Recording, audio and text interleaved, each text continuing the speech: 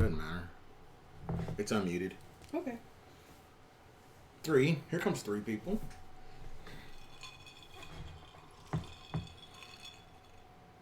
And then I'll Facebook.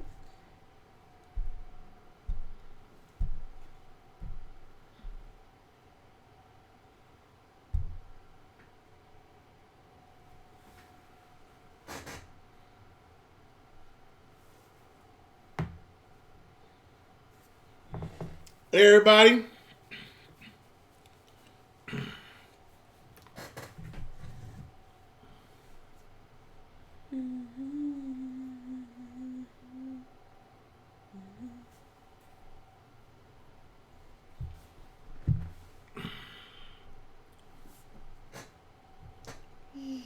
Six right here now. Okay.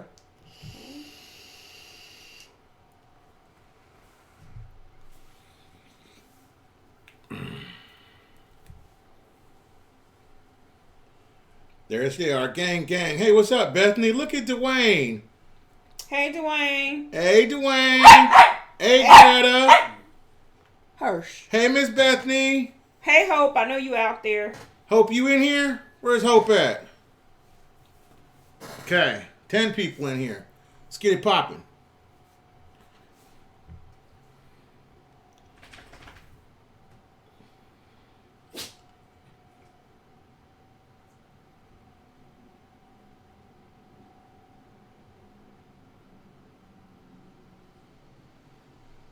I'm official, y'all.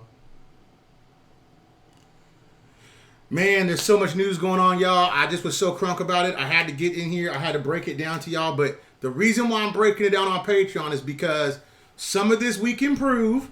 Some of this we know. And it's not helter-skelter. It's nothing like that. But what it is I know some information that I want to share with you guys that I believe is pertinent. But I want to discuss it with you guys. Okay? First, let's see here.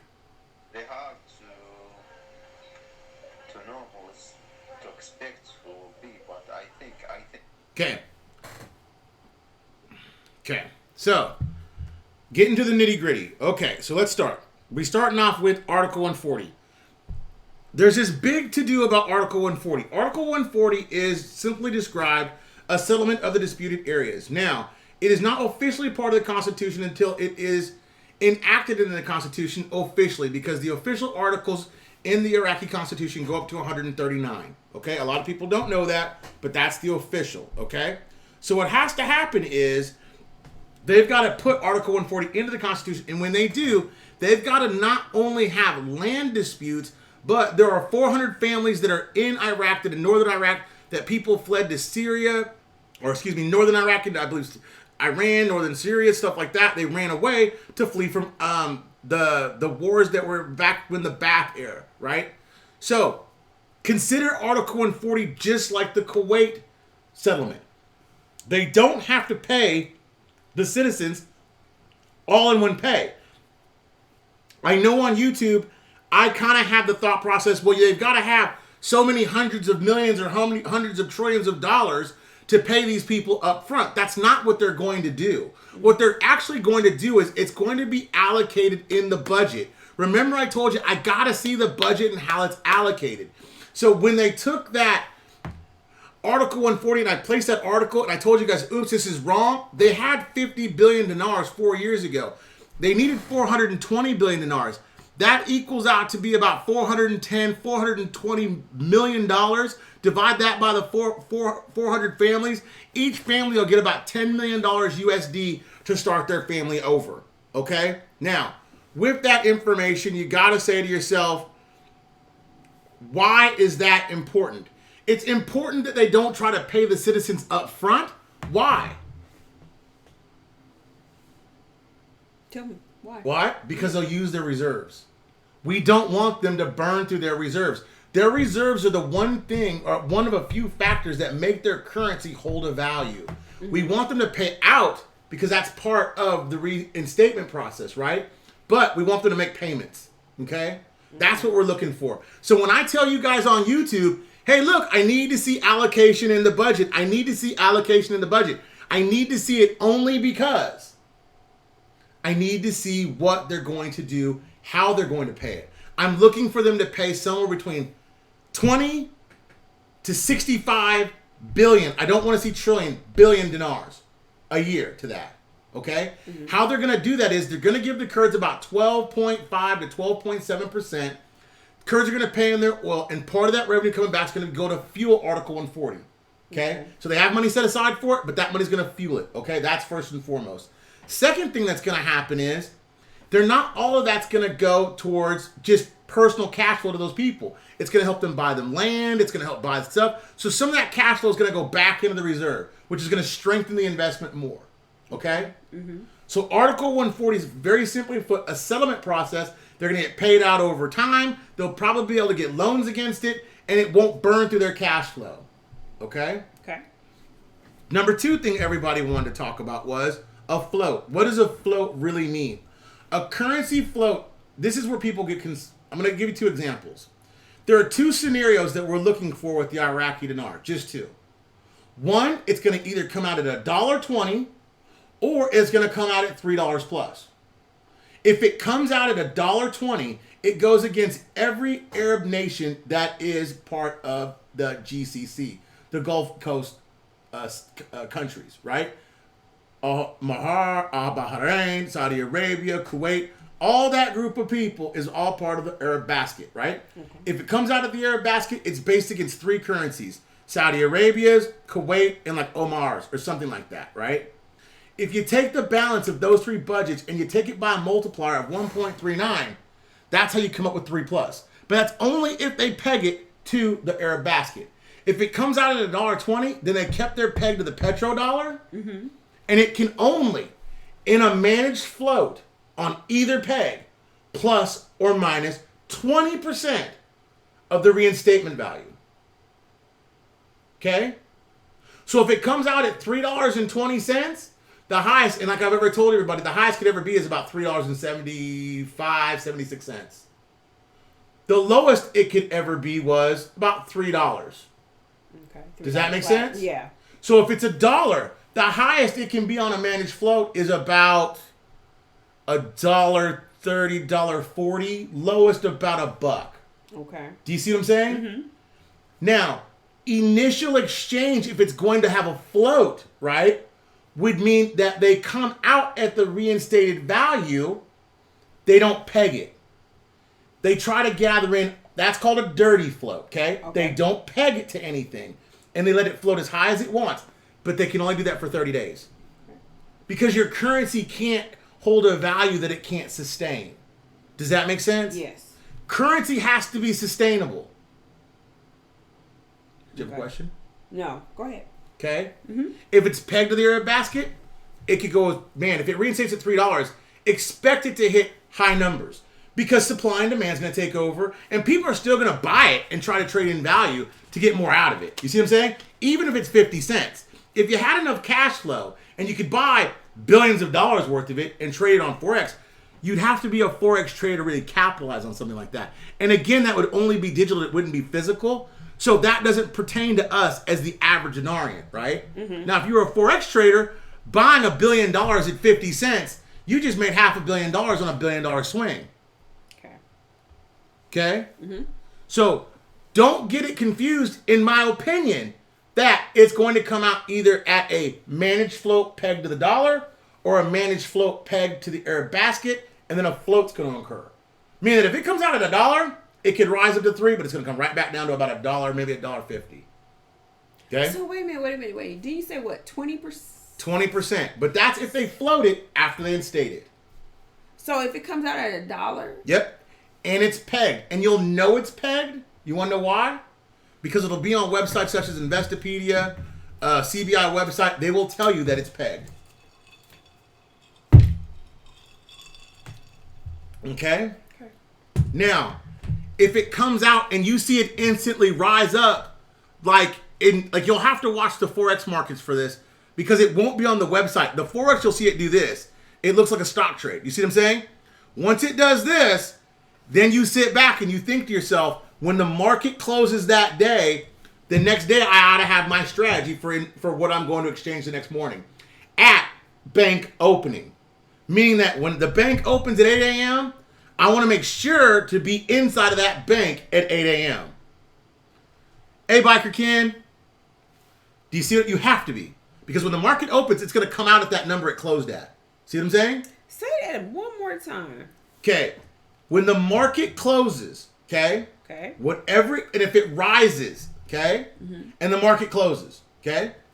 Whatever the high point of that market is, you want to make sure if it's a managed float that you are in the bank right then that morning to make sure that you don't have a drop. Okay, so let's say it comes in Just use round numbers. at $3. $3, right. It starts at $3 that morning, right? I go in, I deposit my money. And you're good. Whatever you deposited at that time, that's what you're getting. Okay. But if you're someone like me who's going to watch the Forex market, and I'm looking at it, I said, well, dang, it rose up to 320. I want that 20% of my money. You see what I'm saying? I'm going to be at the bank at 8 a.m. So when that cashier line opens up, deposit this money into my account, right? I'm picking up 20% of my money. You're talking about the next day. The next day. Because unless But I'm watching it that day, it could be the same day. It could go the other direction, though. If you don't get to the bank to deposit it on that float. You see what I'm saying? Yeah.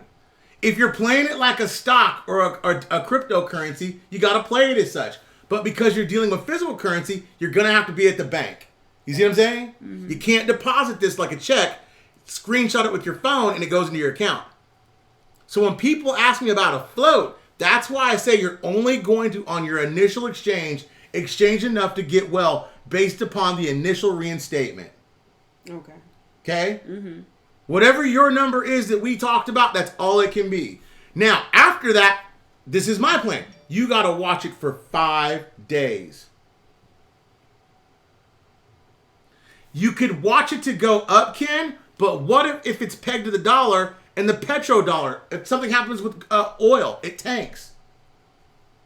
The petrodollar or the dollar weakens, it could go bad quick, right? You could lose. What if the dollar drops down to 75 cents? 80 cents. You could lose 20% on your money. Right. You see what I'm saying? It's not a scary thought if you've got a plan. My plan is I have a set amount of money that I'm going to exchange whatever it comes out in to get me to where I need to be first exchange, right? And then I'm going to watch the market for 5 days because I only got there's 4 weeks in a month, right? Basically, Yeah. Whatever it comes out at. I only got 3 more weeks to make my play. You see what I'm saying? I'm out of the Iraqi dinar within 30 to 60 days, totally. Depending on how it comes out. Okay. Does that make sense? Okay. Did you guys understand the float? There's no question so far. Okay, that's a float. Managed float, 20%. Dirty float, it comes in even at $1. The next few minutes, you'll see the $1.20, 30, 40, 50. Run to the bank as fast as you can. Exchange. You're good, right? You can worry about the rest later. Comes out at $1.20 and there's no movement. Then you need to watch the Forex or watch the show, and I'll do a show probably every other day or every day and say, it closed out at this, because you'll need that for those first 30 days. I'll have to do a show every day. That's how you'll know. I closed out at this, I exchanged this is my receipt. You see what I'm saying? Senior Fate says, why only 3 weeks? Because currency is going to have a run because it's reinstated, and then that new shiny penny will stop. It's kind of like Kuwait. Kuwait's exchange only happened for 30 days. After that, it was done. It's not sustainable.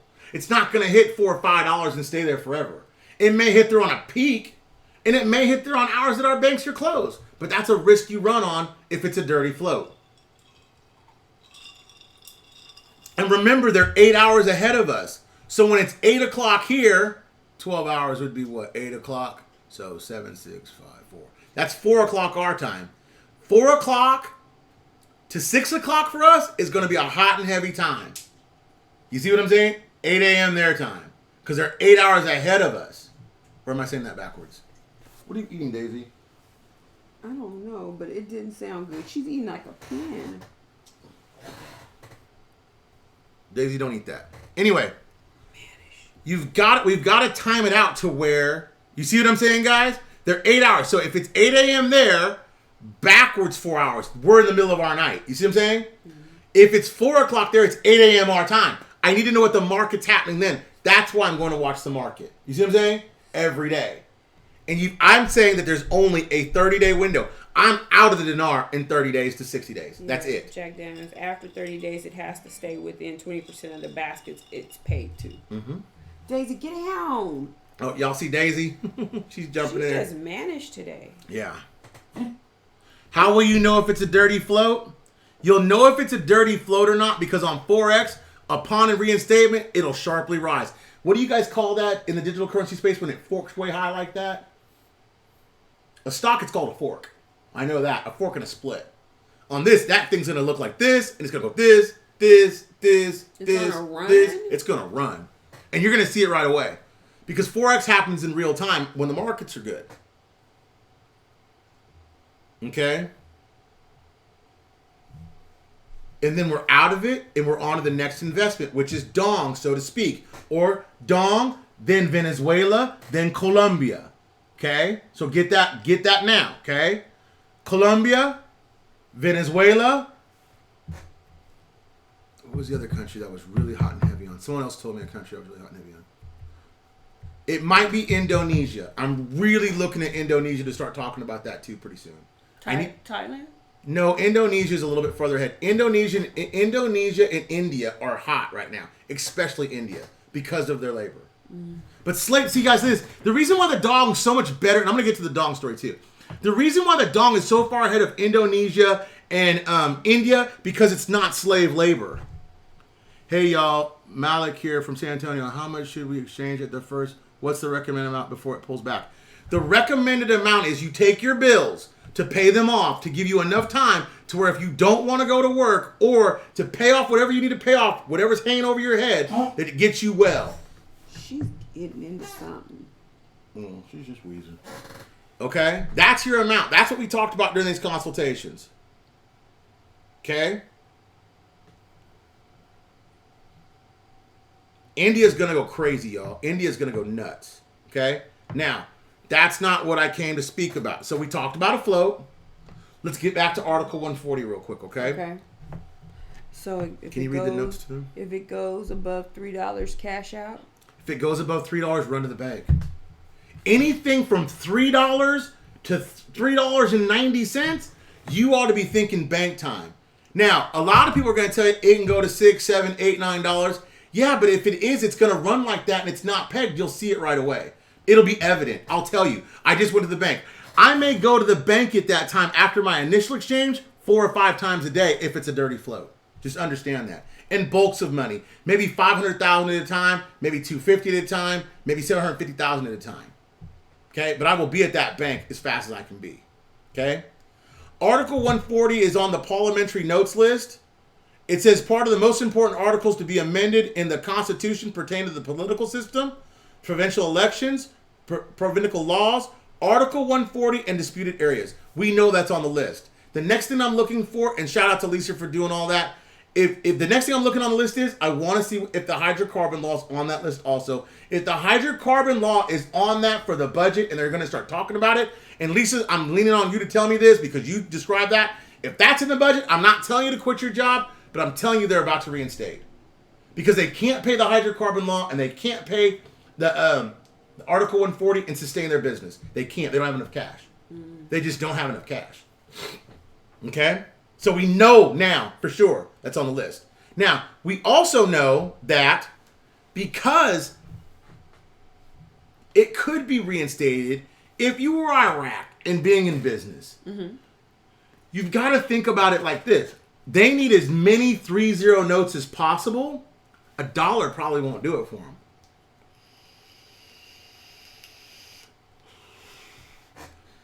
And when I asked Matak about it, Matak says, hey man, look, I don't know nothing about that. I don't even know what the hydrocarbon law is. Right. We heard that the other night. So, after that, I told you now Article 140. We know it's on parliamentary's list. We know that the Kurds are in town right now. They met with the old PM. He's out. We know that for sure. We also know that they're negotiating about 12.3 to 12.7%. We know that they gave up 5% to cover Article 140. That's what they did. It's negotiation, guys. It's like anything else. I have to give you something to get something back. Okay? Also, we know, and I'm saving this one for 2 seconds here, we have a general idea of who maybe be the next PM of Iraq. Okay? From Parliament, the person that right now they're really looking at, and I'm going to tell you his name. His name is Muhammad Shia al-Sudani. Now this is the trick. They didn't want anybody in office that had been in office before. But this guy is so highly revered because he was the guy that was in charge of human rights in Iraq that they love him. Can I post the link in Patreon? No. That can't go anywhere until I know it for sure. Oh. No. Okay. That can't go on Patreon. If you want to know about him, I just read his name. Look him up yourself. Because it's hearsay. I'll play it for you. Listen. It's hard to know to expect who will be, but I think 50% Mohammed Sudan. Okay. And then I said, what is his name? And he said, Muhammad Shia al-Sudan. And I said, could you send me a picture of him?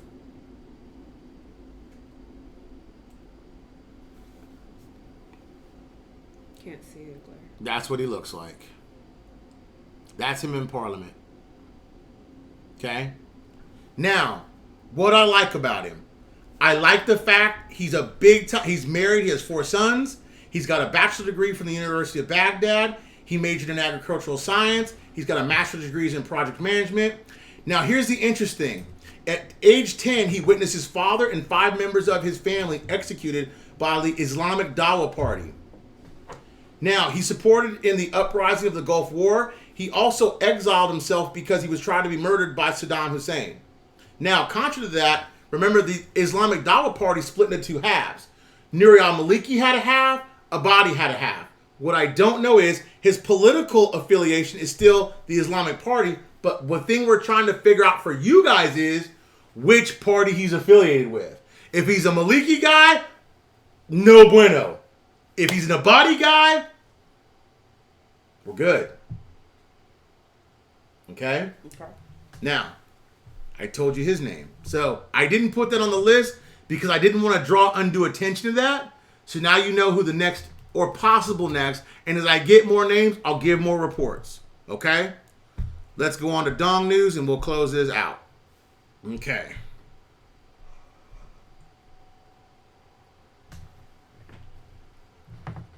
Okay. In the first night, now we're going to Dong now, y'all. So get ready for a little Dong.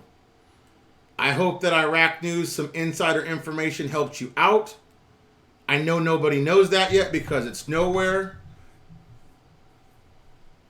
Are there any questions or anything? That's what I'm trying to see.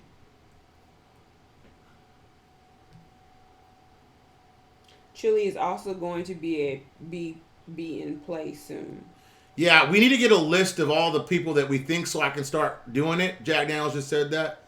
Mm-hmm. Yeah, Venezuela, Colombia is still going through a lot of corruption. Yeah, but you know what also Venezuela and Colombia are? They're also on the verge of being taken over. We have military positions both on outside of both those countries that I have confirmed from military sources. And there's about to be some coups and some assassinations that will take place. They're going to put us in a position to get the bad guys out where new governments are going to be formed because they have energy and other resources that the United States wants for sure. And that's what you could research that on your own. But we know that for sure. Okay. For the first time in 9 months of the year, U.S. imports from Vietnam jumped to 34.8%. Now you got to understand, it's never been that high, okay? Our trade with Vietnam has never been 34.8%. China shrank to 13.4%. So understand China and trade. We've gone over that. So if you're a newbie, you got to go to some old videos and look at that. If you shrink someone's trade, you shrink their bank, right? So we're starving China. Mm-hmm. Now, what we're doing is we're giving that money, offsetting it because of all those companies that went over to Vietnam, we're giving that money to them, okay? Okay. That increase in exports to the U.S. has made Vietnam one of the largest beneficiaries of the trade war. Vietnam has the fastest growing export categories to the U.S. are computers, telephones, equipment, and machinery. Why is that important, Ms. BB? You're a techno nerd. Why is that important? Why is it important? Uh-huh. Because we use them. Well, that too. It's in high demand, but why is it truly important? Skilled labor. Skilled labor pays a higher wage than slave labor. To have a valuable currency, all the countries that are industrialized work with a skilled labor force. They don't work with a slave labor force. Didn't they increase their minimum wage as well? Miss BB, stop running the show. Oh, I'm sorry. My bad. Well, you went down that rabbit hole. Well, so of my course, bad. this is a show. I'm sorry. Miss BB's got it on point. She's absolutely right. There it is. Okay, read it, Miss BB. Vietnam to increase minimum wage January 2020. Mm-hmm. Vietnam will increase their minimum wage at approximately 5.7% from January 1st, 2020. The increase varies from US $6 to US $10, depending on living expenses in a particular region. Which we know got raised because the average wage got higher because they raised themselves to international standards, right? Mm-hmm. We know that the Vietnam-Cambodian Trade Investment Promotion Forum held. The event took place for the first time in Cambodia. The economy has enjoyed steady growth, reaching 7% annually. About 50 Vietnamese firms and research units explored business opportunities and discussed with representatives from Cambodia Ministry of Commerce and the Council of Development in Cambodia, CDC, about regulations on licensing foreign products in specific areas. Vietnamese ambassadors to Cambodia suggested several Vietnamese models, including linkage between state, farm scientists, and businesses to facilitate effective and sustainable farm product production and consumption. Two-way trade between Vietnam and Cambodia hit about $4.7 billion last year, that's USD, up to 23.8%. Now, Ms. BB, you know me, I like to ask questions. Why is that important? I don't know. Because they didn't put all their eggs in one basket. Oh, okay. You see what I'm saying? They're trading with other partners. Yes. They're balancing out their trade, and they're working within their system with all the other Asian countries so that they get a good trade balance going on, right? Right. So they're making money within their nations and helping their fellow nations make money to strengthen their, what do I want to call it, their propinquity to each other, right? Where they are to each other, okay? Now, the two nations signed a number of agreements. Cambodia Economic Connectivity by 2030 by Action Plan Cambodia, Laos, Vietnam, connectively on a double taxation avoidance.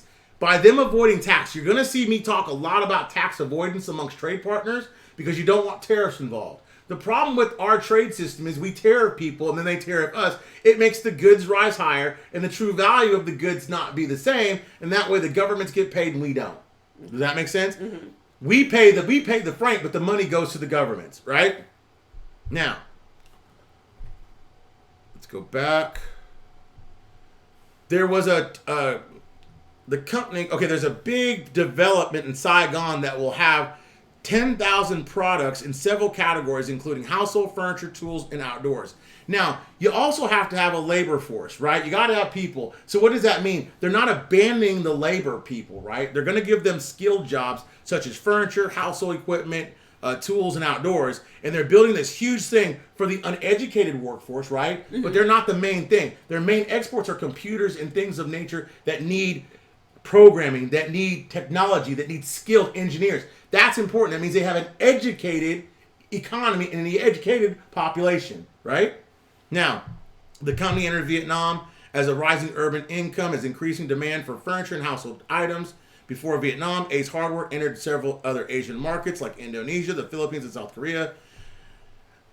According to the Ministry of Industry and Trade, an average of 1 to 3 retail stores are needed per 1,000 people. However, only 7,012 stores are considered modern retail stores in Vietnam. So what does that tell you? They're going to modernize Vietnam. They're going to make Vietnam the Hong Kong, right? Not China, the Hong Kong of its area.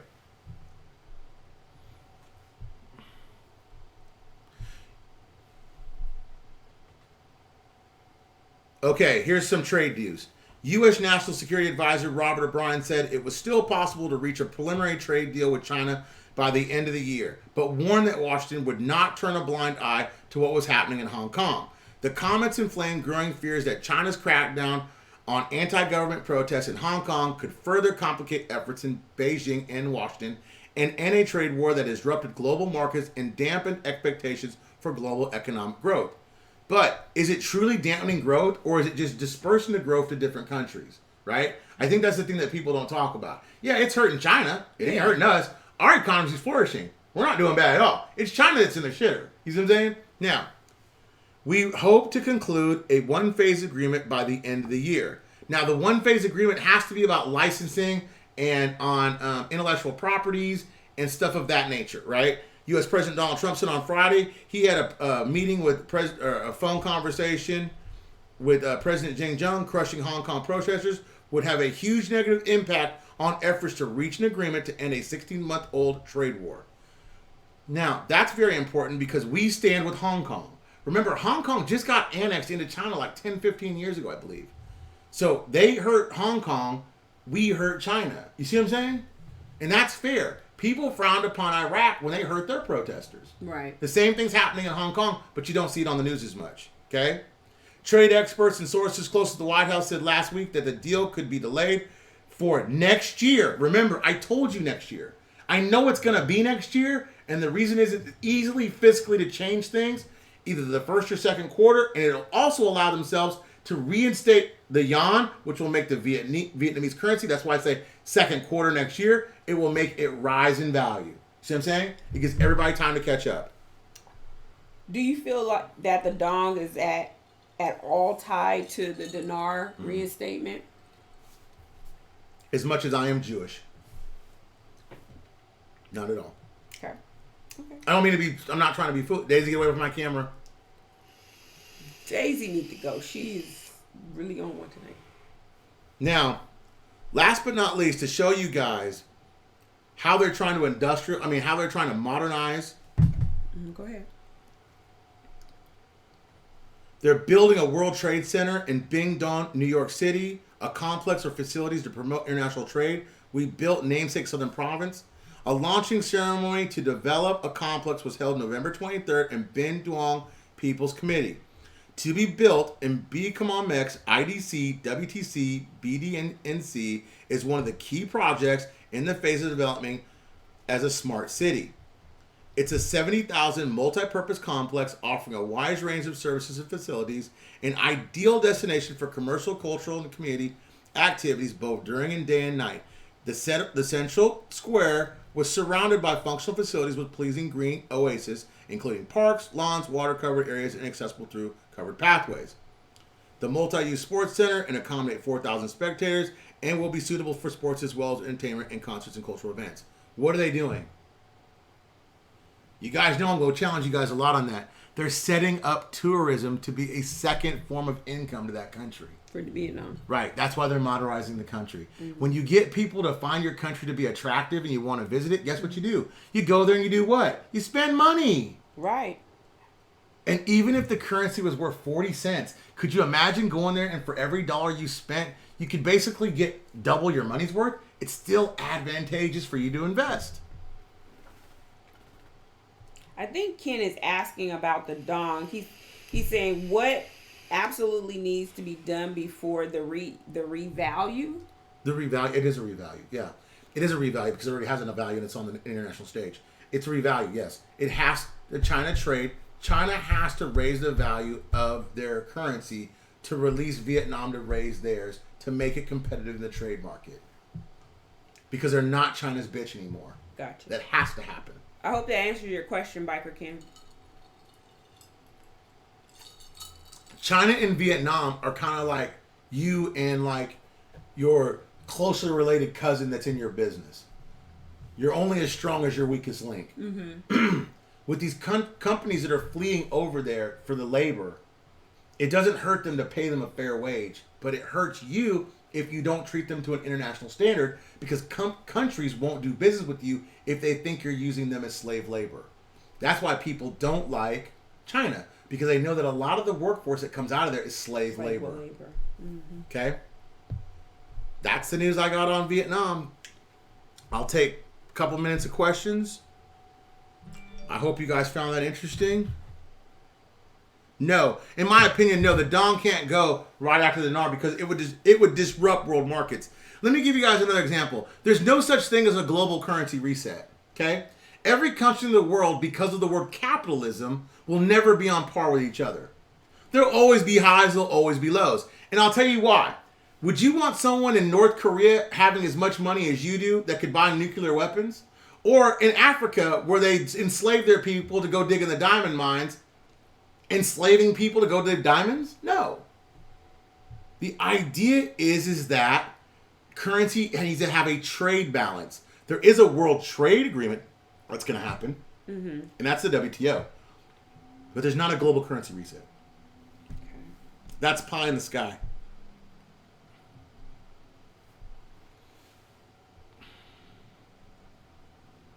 Yeah, you got to think this. Let's just say you made $1 million off of dinar, $1 million net, right? Mm-hmm.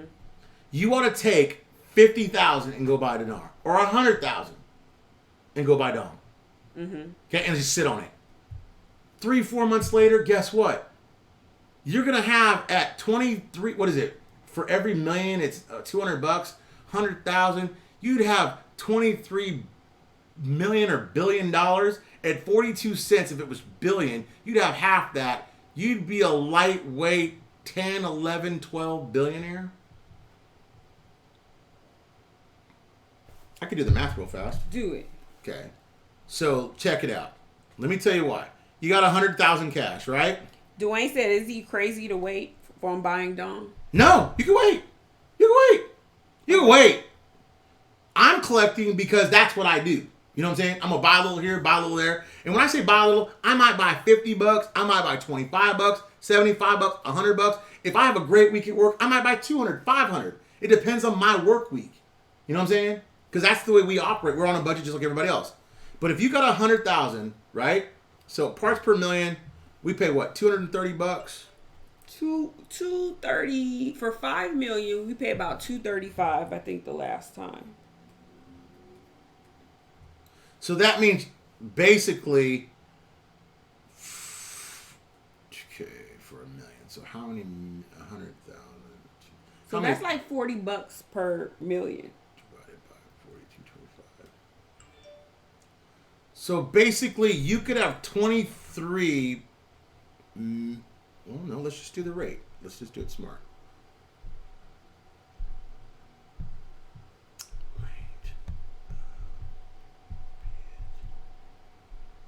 The rate of the Vietnamese dong as it sits right now, let's do it backwards. And remember, the Vietnamese dong has actually had steady growth for a long time. It grew last year at 3%. Now, it's going to go higher in 2020. The way they lower inflation and they stabilize their currency, and it increases in value yearly. Now, when it gets to this trade thing, it's going to go way higher. So, hey, reverse this. $1 million.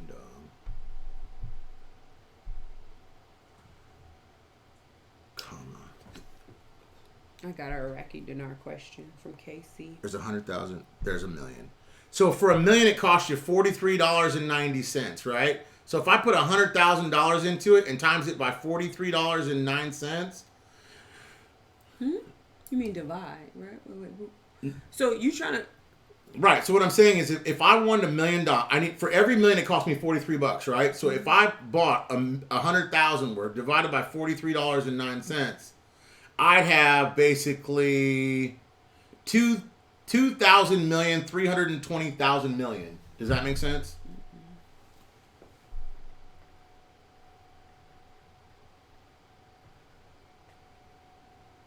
So I think you have like 2 billion, right? I'm sorry, 2.3. Well, that's 2,000 million is 2 billion. Sorry, 2.3 billion. Now, if that goes right times 42 cents, which I think it will go, you just made that much. How much is that, Miss BB?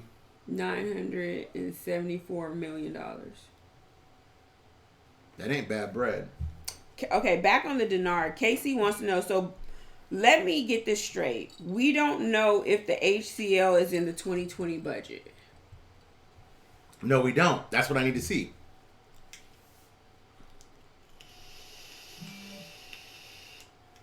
And the blueprint you talked about, we need to set ourselves up. Will be posted for us. Yeah. Yeah, I went over those videos, what to do next. I'll do a dong setup in probably Wednesday, okay? I'll do a dong setup for Wednesday. Oh, okay, so you just did the $1,000 gets you what percentage of million for Ken? $43.09 per million. And 5 million gets you about 235 at Chase. Malik said we need to set up another meeting. Yeah, that's okay. We can set up one, Malik. We can set it up this week. Okay. Let me go back to the live chat. See if there's any other questions. Dwayne, you got time. Remember our motto, guys, and I need you, my old gang, to teach my new gang. I don't care where you start. It's where you finish, okay? You got time. You got time to buy more than R if you want it. You do? I'm thinking, weeks, weeks, whatever weeks means, you know what I'm saying? But that's about it. Okay. Look, you are correct. I've done the math. Thank you, Sylvian. Thank you. Okay. Well, are there any more questions? I don't see any more. You know who the next PM could be? We need to set another meeting. Yeah, I told him we could do that. Just text me, Malik, and we'll do it Wednesday afternoon.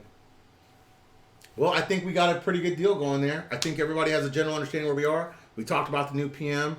We talked about the Dong news. You know where we are. We talked about the budget. We talked about we need to see the HCL. Right? Mm-hmm. With that, guys, I'm going to bid you guys farewell. I'll see you guys tomorrow. I won't tell them who the new PM is that I know of, so don't tell anybody because we don't know if it's true, and I want to find out what part of Dawa they're part of. And what we'll do is we'll figure it out. We'll get on the message board and we'll talk about it. And when we figure it all out, we'll get back to y'all. Okay? All right. All right? Have a good evening, everyone. Have a good evening.